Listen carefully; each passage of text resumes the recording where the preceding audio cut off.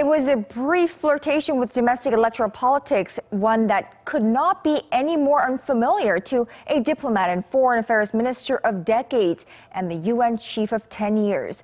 Former United Nations Secretary General Ban Ki-moon abruptly dropped out of South Korea's presidential race, leaving the country's ruling conservatives without a clear candidate. First, our Myung-kil has our top story this evening.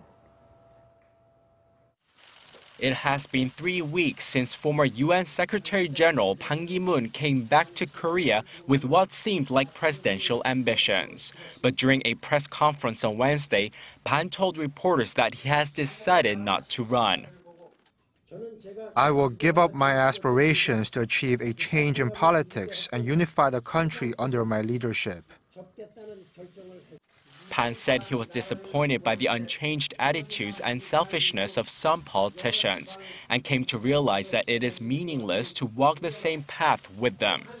Instead, Ban said he would devote his experiences from the UN to doing what he can for the country as a Korean citizen. Over at the National Assembly, lawmakers kicked off a month-long extraordinary session. The ruling Saenuri Party urged the opposition parties to pass livelihood bills and key reform bills.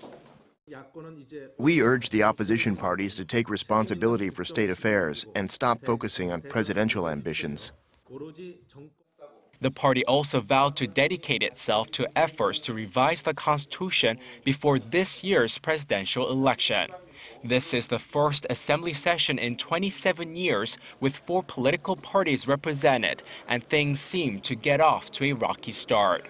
The main opposition Democratic Party of Korea expressed concern about lawmakers' ability to get much done. The 4 political parties haven't agreed on anything relating to these 20 reform bills.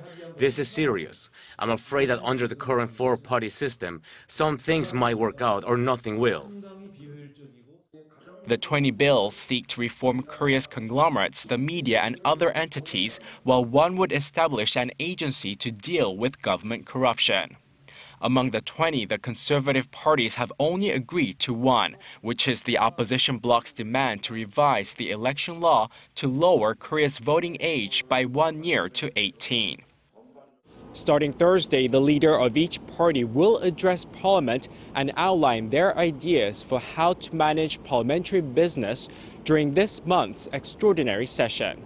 Myung-kil, Arirang News.